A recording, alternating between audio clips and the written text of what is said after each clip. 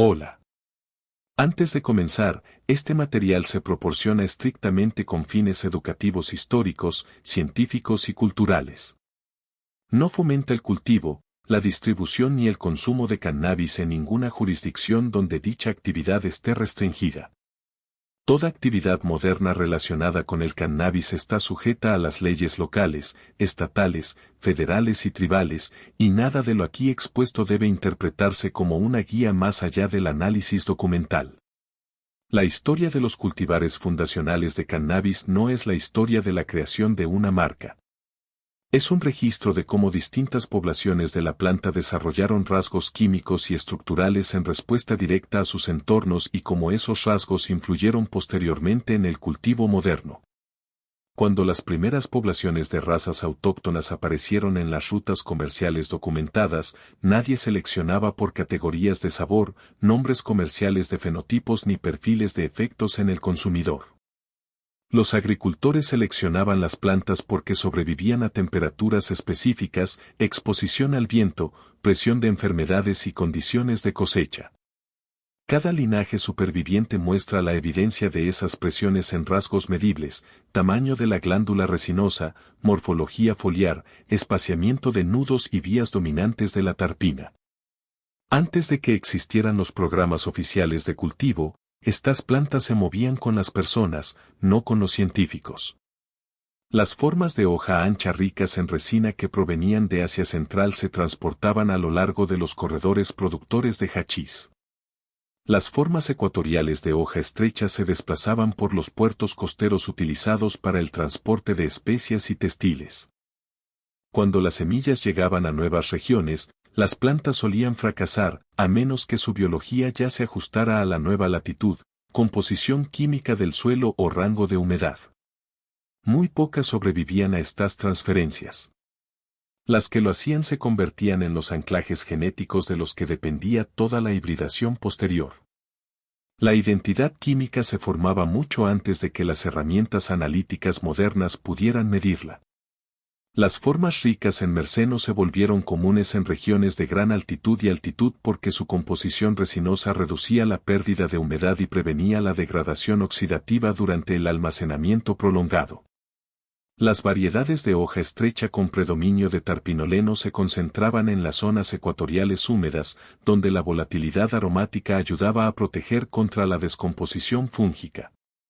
Las formas ricas en caraopaleno se favorecían en regiones donde el estrés térmico y el desequilibrio mineral del suelo obligaban a las plantas a producir sesquitinas adicionales como estabilizadores químicos. Los perfiles que ahora se asocian con el sabor y el efecto son los mismos que antaño determinaban si un cultivo fracasaba o producía material utilizable. Cuando estas poblaciones tempranas finalmente alcanzaron regiones con iluminación interior controlada, su historia ambiental la siguió. Las plantas que evolucionaron bajo intensos cambios estacionales de luz respondieron con fuerza a los cambios artificiales del fotoperiodo. Las plantas que evolucionaron bajo días ecuatoriales estables requirieron mayor manipulación antes de iniciar la floración. La era híbrida moderna no borró el registro biológico del origen de estas líneas. Lo reorganizó. Cada cultivar analizado en esta serie lleva consigo un fragmento medible de esa ascendencia. El propósito de este trabajo es examinar esos orígenes a nivel de estructura, química y linaje documentado, no de nostalgia, marketing ni narrativa romántica. La población de cannabis originaria de la región de Mazar muestra uno de los perfiles morfológicos más estables en la historia registrada de linajes de hoja ancha. Su estructura fue el resultado de la eliminación estacional repetida de expresiones débiles en condiciones definidas por baja humedad, suelo rico en minerales y fluctuaciones significativas de temperatura entre el día y la noche. Las plantas supervivientes muestran un espaciamiento de nudos internos corto y consistente, pediolos engrosados, una densa estratificación entre corchetes y una alta masa de tricomas en relación con la superficie floral. Los primeros estudios botánicos de campo realizados antes de la hibridación generalizada registraron estas características con una variación limitada, lo que indica que la estabilización se produjo mediante selección regional en lugar de mejoramiento controlado. La producción de resina en estas plantas coincide con los métodos tradicionales de preparación de hachís utilizados en el norte de Afganistán. La mercenia suele aparecer por encima del 1% en peso en muestras cultivadas en condiciones de suelo nativas. La presencia de caraopillón refuerza el comportamiento de ablandamiento por calor necesario para la resina prensada a mano. El diámetro medido de la cabeza del tricoma es comparativamente grande, lo que permite la separación manual sin el uso de disolventes. El análisis de laboratorio de archivo de los ladrillos de resina exportados durante la década de 1960 demuestra una consistencia química que coincide con las muestras de referencia validadas por laboratorios modernos atribuidas a líneas de semillas prehíbridas de Mazar. Los datos ambientales recopilados en esta región indican suelos alcalinos con niveles elevados de calcio y magnesio, mínima disponibilidad de fósforo y exposición estacional al polvo atmosférico. Estas condiciones impulsan el desarrollo de cutículas engrosadas y una mayor producción de resina como barrera defensiva. Los registros climáticos muestran periodos secos prolongados durante la floración, seguidos de descensos bruscos de la temperatura nocturna. Las poblaciones incapaces de mantener el equilibrio hídrico interno en estas condiciones no persistieron, produciendo un cuello de botella genético, favoreciendo plantas con una fuerte cobertura de resina y una formación de caix densamente apilada. La documentación histórica confirma el movimiento comercial de este material hacia los mercados persa y del sur de Asia. Las primeras referencias escritas describen la resina por su comportamiento físico durante la combustión, la flexibilidad de las formas enrolladas a mano y la durabilidad durante el almacenamiento, no por los nombres de los cultivares. Múltiples relatos independientes, registrados con décadas de diferencia, describen características de manejo idénticas. Esto refuerza la idea de que los rasgos químicos y estructurales se mantuvieron estables mucho antes de que existiera la terminología formal de los cultivares o los marcos de mejoramiento comercial. Los análisis químicos realizados en muestras preservadas recolectadas antes de 1970 muestran características dominantes de sesquiterpine y una presencia mínima de tarpen asociado con plantas ecuatoriales, como tarpinoleno o limonina. Esto confirma que la población Mazar se desarrolló sin mezcla genética de fuentes tropicales. Todos los conjuntos de datos verificados respaldan la conclusión de que este linaje representa un sistema regional cerrado, moldeado por la presión ambiental, la selección manual y el uso económico basado en la resina, en lugar de la manipulación híbrida. La primera línea derivada documentada, tomada de la población Mazar y estabilizada fuera de su región original, fue la afgana número 1. Su primera circulación registrada fue a finales de la década de 1970 como una línea de semillas recolectada directamente de cepas del norte de Afganistán y reproducida en entornos controlados sin alogamia. Sus rasgos distintivos incluían una duración de floración más corta en comparación con las expresiones típicas de Mazar y una densidad de caix ligeramente mayor. Las pruebas químicas realizadas décadas después confirman que su tarpen dominante coincide con la línea base de Mazar. Mercine y Caraopelenes conservó la misma morfología de hoja ancha observada en las expresiones de Mazar, pero mostró una resistencia ligeramente mejorada a las condiciones de almacenamiento húmedo debido a una oxidación superficial de la resina ligeramente menor durante el curado lento. Un muestreo químico temprano indica que su contenido de mercina se mantuvo constante con su grupo progenitor, pero la concentración de humulina aumentó considerablemente, probablemente debido a la influencia ambiental regional. Este cambio no alteró su clasificación, sino que la marcó como una variedad de exportación diferenciada. El tercer derivado verificado es la forma temprana de la planta de hachís antes de su posterior comercialización. Los registros históricos de cultivo muestran que esta línea fue favorecida por la densidad de su ramificación lateral y la alta proporción de resina a hoja, lo que aumentó el rendimiento utilizable durante el procesamiento manual. Las cabezas de los tricomas se mantienen similares en tamaño a las del grupo parental Mazar, pero un mayor número de glándulas intactas persisten durante el secado en comparación con expresiones anteriores.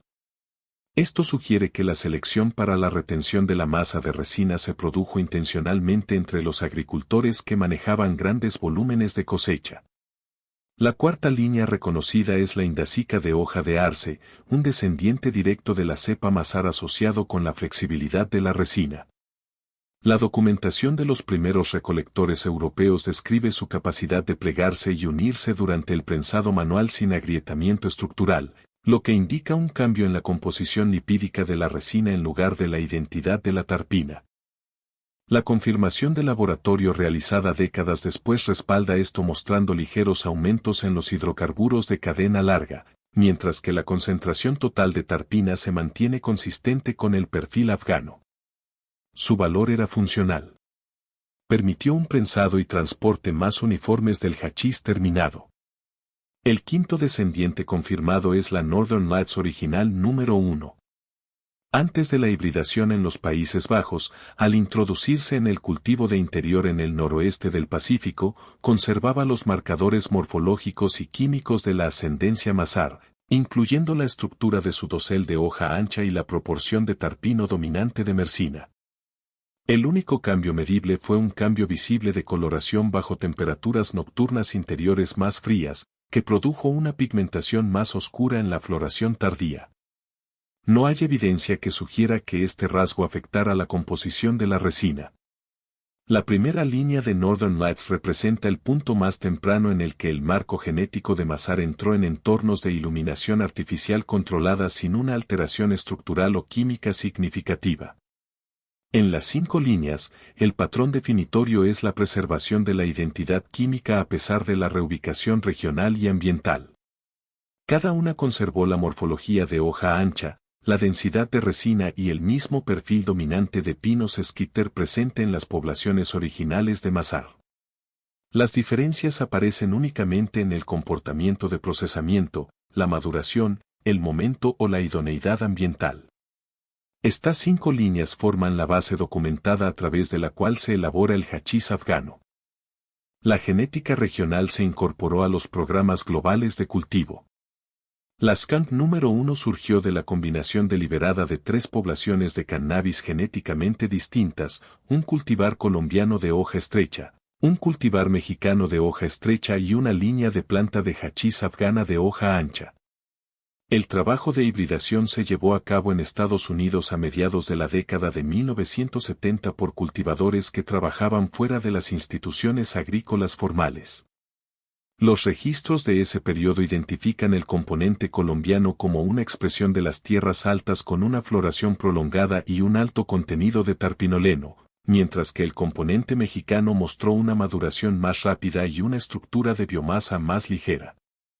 La línea afgana contribuyó a un denso apilamiento floral, redujo el espaciamiento interodal y aumentó la producción de tricomas. La población resultante mostró rasgos que no se encuentran en ningún ancestro. La floración se acortó en comparación con la cepa colombiana, mientras que la biomasa total aumentó en relación con la población parental mexicana. La producción de resina superó lo habitual en los cultivares de hoja estrecha de esa época y la producción de tarpino se inclinó hacia una combinación de oyamina, mersina y humulina. Los primeros informes de los cultivadores indican que la planta producía una fuerte presencia aromática aérea incluso antes del curado. Una característica poco común entre las líneas de la región hash estabilizada en aquella época. La documentación de los primeros círculos de cría muestra que la skunk número 1 ganó popularidad principalmente por su rendimiento predecible en sistemas de iluminación interior. En aquella época, muchas líneas de semillas importadas presentaban un crecimiento inestable o no maduraban adecuadamente en fotoperiodos artificiales. La skunk número 1 respondió de forma consistente a la programación de la luz controlada, produciendo una ramificación uniforme y un desarrollo fiable de resina bajo lámparas fluorescentes y de descarga temprana de alta intensidad. Este rendimiento la consolidó como una de las primeras variedades de referencia funcionales para la producción de cannabis en ambientes controlados. El análisis químico de muestras tempranas verificadas de skunk muestra que su distribución de tarpinas divergía de las poblaciones de razas autóctonas que la precedieron. Mientras que sus ancestros afganos destacaban por sus componentes de Sasquatterpan, como el caraopileno y el humuleno, la skunk número 1 expresaba un elevado contenido de oyamina, en particular oyeno. La presencia de oyamina en niveles mensurables se correlaciona con la pungencia característica históricamente asociada a esta variedad. Esta distribución indica que la hibridación no simplemente fusionó rasgos, sino que produjo un nuevo perfil aromático impulsado por la sinergia de compuestos en lugar de la dominancia de un solo linaje. A finales de la década de 1970, la skunk número 1 existía como una población de semillas mantenida distribuida entre cultivadores clandestinos en los Estados Unidos.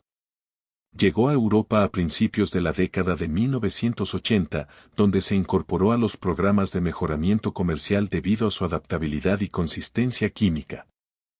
Las primeras descripciones del catálogo de semillas confirman que la línea se reprodujo fielmente al tipo a través de generaciones y mostró una menor variabilidad fenotípica que la mayoría de los cultivares importados.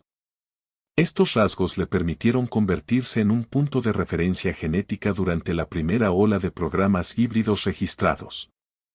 El perfil químico del material temprano autenticado de skunk número 1 muestra una estructura de tarpina distinta de las líneas puramente afganas o puramente ecuatoriales.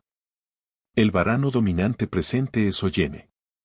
Las muestras de laboratorio archivadas de principios de la década de 1980 muestran consistentemente niveles de osamina superiores a la mitad del 1% en peso en inflorescencias secas, un valor superior al de la mayoría de los cultivares de hoja ancha de ese periodo. La oamina contribuye a la producción aromática observada históricamente durante la floración tardía y el secado temprano. La mersina permanece presente en niveles mensurables, pero ya no funciona como el compuesto aromático principal, a diferencia del material derivado de Afganistán. El material de investigación cuantificado, recolectado en cultivos interiores controlados durante la década de 1980, muestra valores de mersina que oscilan entre el 4 y el 7% en peso.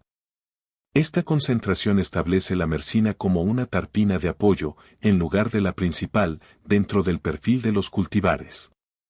La humalina aparece en concentraciones similares a las medidas en ancestros de hoja ancha, pero se expresa junto con un nivel elevado de monoturpinas en lugar de dominar el perfil.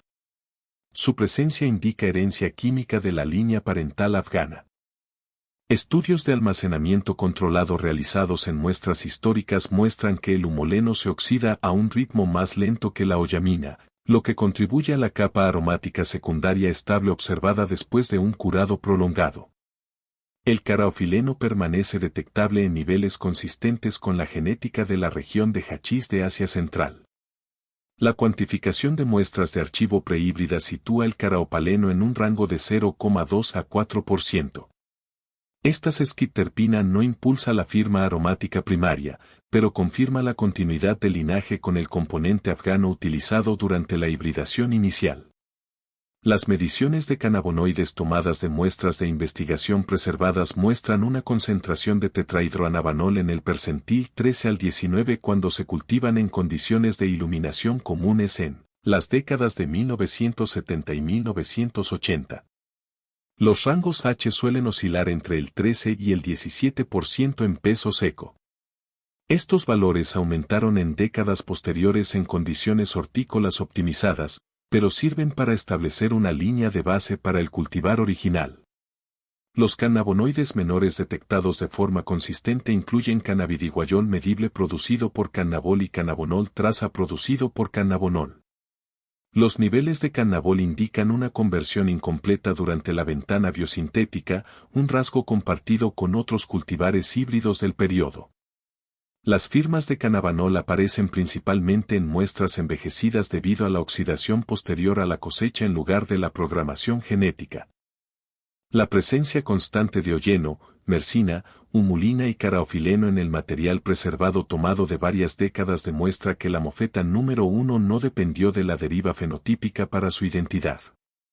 Estableció un rango fijo de proporción de tarpinas que se mantuvo estable en ambientes interiores y se mantuvo químicamente distinguible de sus ancestros tropicales y afganos. La combinación de monoturpinas elevadas con marcadores heredados de pinos esquid es la característica bioquímica que define al cultivar. El primer cultivar derivado confirmado, producido directamente a partir de la skunk número 1 mediante retrocruzamiento y selección selectivos, fue Super Skunk. La documentación de reproducción de finales de la década de 1980 muestra que se creó reforzando el componente afgano ya presente en la skunk número 1, en lugar de introducir nuevas fuentes genéticas. La comparación analítica de semillas tempranas verificadas confirma una mayor masa de caix y una mayor producción total de resina en relación con la línea parental.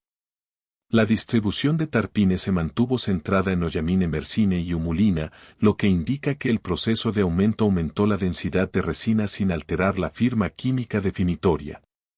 La segunda línea establecida es Shiva Skunk, producida mediante el cruce de la skunk número 1 con Northern Lights. El análisis químico del material temprano autenticado demuestra una presencia dominante de sesquiterpina que no se encuentra en la expresión de la skunk parental. Mercine permanece presente a niveles funcionales, pero la concentración de caraoilene aumenta notablemente debido a la ascendencia afgana de Northern Lights.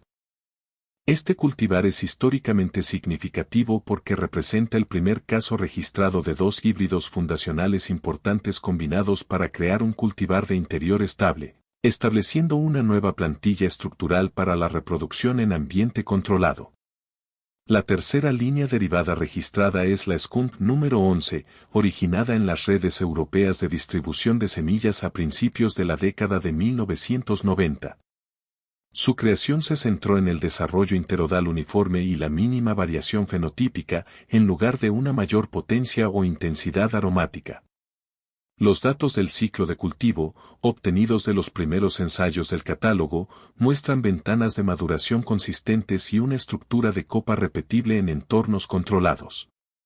Las pruebas químicas indican que los valores de tarpines se encuentran dentro del rango estándar de la skunk número 1, lo que confirma que la línea no se alteró para obtener nuevos rasgos aromáticos, sino que se seleccionó por su consistencia en el cultivo.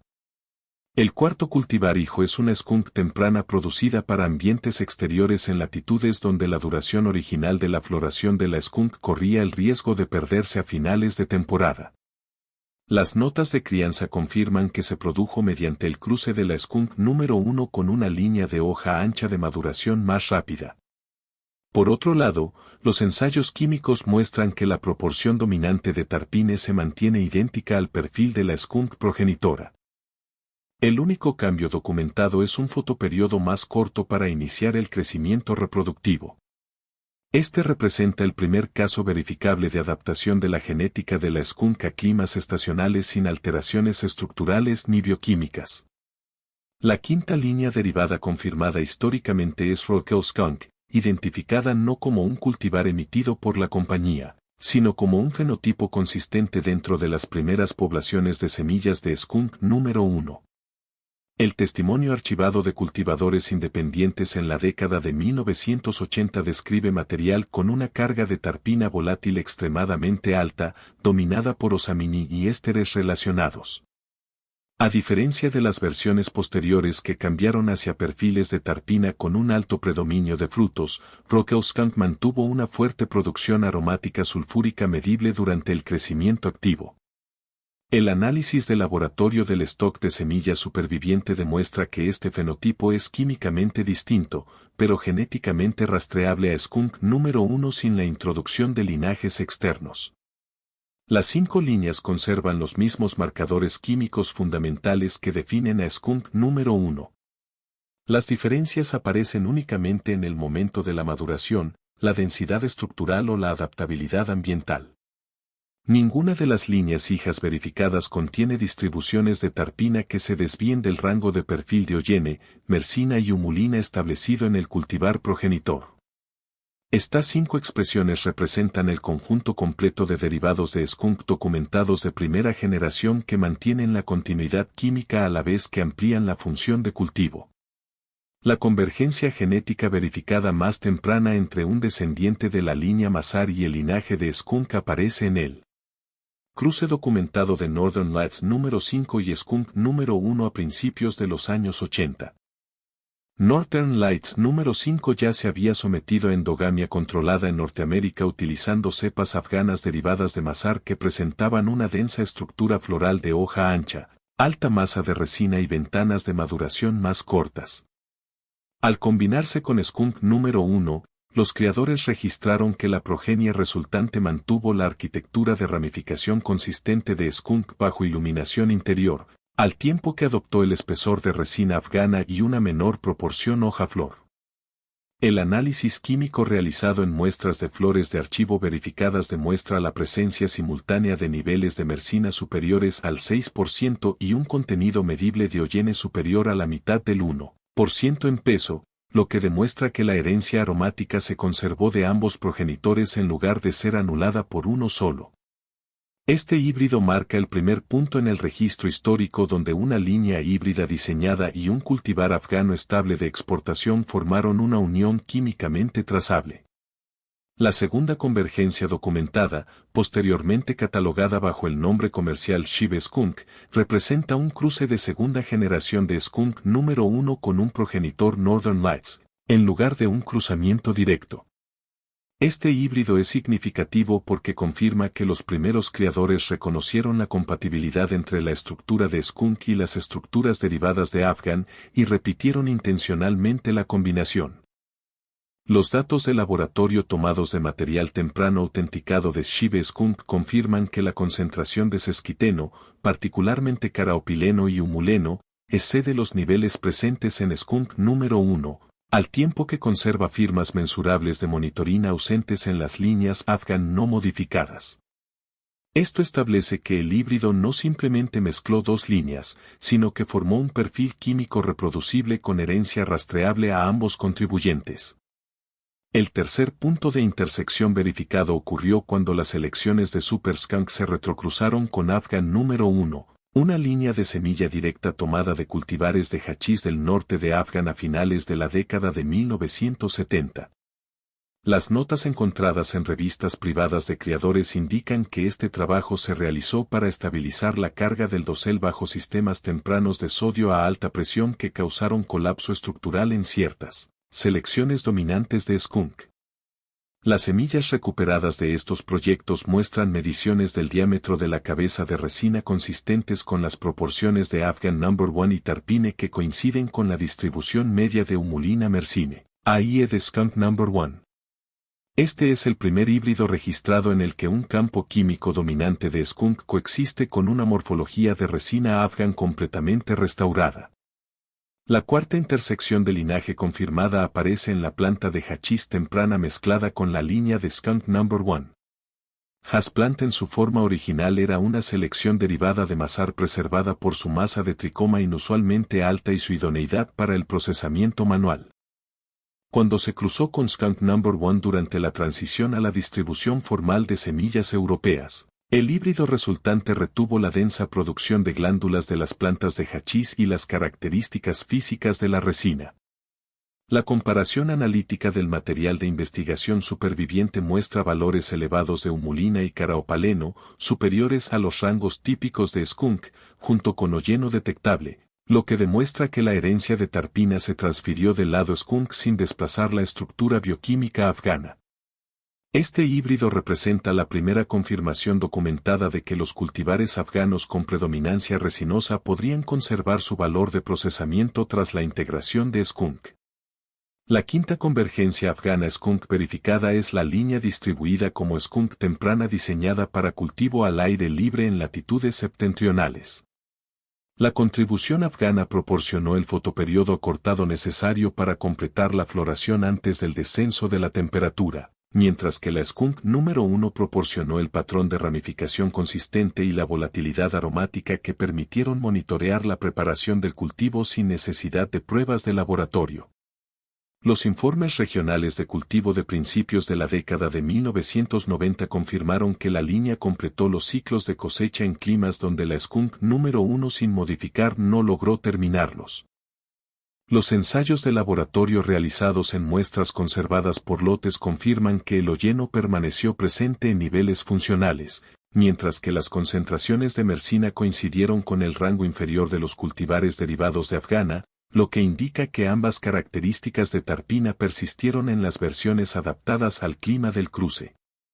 En las 5 intersecciones, el patrón definitorio es la retención de marcadores bioquímicos mensurables asociados con cada linaje parental. Ninguno de estos híbridos muestra un desplazamiento completo de los perfiles de cesarpenos afganos ni de las firmas monotropénicas derivadas de Skunkter. Los rasgos estructurales y ambientales cambian según el objetivo de crianza, ya sea el refuerzo estructural en interiores, la eficiencia de recuperación de resina o la finalización de la temporada en exteriores. Sin embargo, la identidad química sigue siendo trazable a ambas poblaciones de origen. Esta convergencia marca la primera fase históricamente verificada donde la genética afgana basada en la selección natural y la arquitectura de linaje híbrido modificado se vincularon en una reproducción estable. Formato Sible. La hibridación directa entre cultivares afganos derivados de Mazar y líneas híbridas basadas en skunk creó el primer puente genético continuamente rastreable entre cultivares de resina seleccionados naturalmente y genética de producción interior diseñada. Antes de este punto, los cultivares afganos de exportación habían sido seleccionados por su capacidad para soportar suelos alcalinos, baja humedad atmosférica y exposición solar prolongada. Su valor se medía por la adhesión de la resina, la capacidad de extracción manual y la estabilidad de almacenamiento bajo fluctuaciones de temperatura. Las líneas de skunk de interior, por el contrario, se habían construido para uniformidad bajo iluminación artificial, mínima divergencia de fenotipos y ciclos de maduración confiables no afectados por el clima. Cuando los dos grupos convergieron, los criterios de selección ya no se basaron únicamente en el rendimiento geográfico. Pasaron a depender de si las plantas podían transmitir los rasgos de la resina afgana mientras mantenían la previsibilidad estructural requerida para la producción con iluminación artificial. Esta fusión está documentada químicamente. La distribución de Tarpino antes de la convergencia muestra una clara separación. Mazar y sus líneas descendientes muestran consistentemente características dominantes de Mersenícara opileno, mientras que la skunk número 1 establece un campo mixto de monotropeno con presencia medible de holleno y una presencia secundaria de humulina. Tras la convergencia, los registros de laboratorio muestran perfiles recurrentes que contienen tanto abundancia de mersen como niveles elevados de holleno, acompañados de humulina persistente. Esta distribución no se encuentra en cultivos puros de resina afgana ni en poblaciones de skunk sin modificar. Su aparición marca el inicio de un perfil bioquímico estable que sigue siendo detectable en cultivares híbridos modernos 40 años después. Los rasgos arquitectónicos asociados a la producción moderna de cannabis en interiores también se originan en este punto de convergencia. Antes de la hibridación, los cultivares afganos exhibían una densa acumulación de bracts y una alta masa de resina, pero a menudo no eran adecuados para patrones de ramificación en ambientes controlados. Las líneas de skunk poseían una ramificación lateral consistente, pero producían tricomas individuales más ligeros y agregados de resina menos cohesivos. Una vez combinados, los primeros criadores documentaron un cambio hacia una distribución de interodos comprimida, una estructura pedial más gruesa y una masa tricomal glandular capaz de mantener su integridad durante los ciclos de secado con aire forzado. Estos cambios no se registran como preferencias estéticas, sino como mejoras mensurables en la retención poscosecha de las cabezas glandulares durante la separación mecánica, lo que posteriormente influyó en los estándares de extracción sin solventes. Las notas de mejoramiento de la década de 1980 muestran un énfasis recurrente en la herencia del peso de procesamiento, un término utilizado informalmente para describir la proporción de resina utilizable respecto a la biomasa total después del recorte. Esta métrica no existía antes de la integración de la mofeta afgana, ya que ninguna población de cultivares anterior había producido resina de alta densidad de forma consistente manteniendo una forma estructural controlada bajo iluminación artificial. Una vez que las líneas hibridadas demostraron ventajas repetibles en el peso de procesamiento, la métrica se convirtió en uno de los criterios de selección centrales para casi todos los principales híbridos de interior posteriores. Los parámetros modernos de rendimiento de la extracción sin solventes son descendientes de la misma lógica de medición. Tras los cruces iniciales, los criadores posteriores intentaron separar de nuevo los dos linajes. Sin embargo, la química analítica demuestra que esta separación nunca se logró por completo. Nada en este trabajo promueve el cultivo, la transferencia o la manipulación de cannabis en jurisdicciones donde dicha actividad sigue estando prohibida. Tampoco instruye sobre cómo producir sustancias controladas. El enfoque se centra en la continuidad histórica, agrícola y química, no en el consumo. El cannabis sigue estando regulado de forma diferente en los sistemas federales, estatales y tribales, y dichas regulaciones cambian según la jurisdicción. En las regiones donde el cannabis es legal para uso médico o para adultos, el cumplimiento exige el cumplimiento no solo de las leyes de posesión, sino también de los requisitos de producción, análisis, envasado y transporte.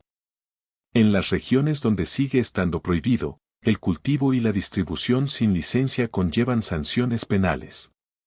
Por lo tanto, la información histórica y bioquímica que se presenta aquí debe entenderse como un registro académico, no como una guía operativa.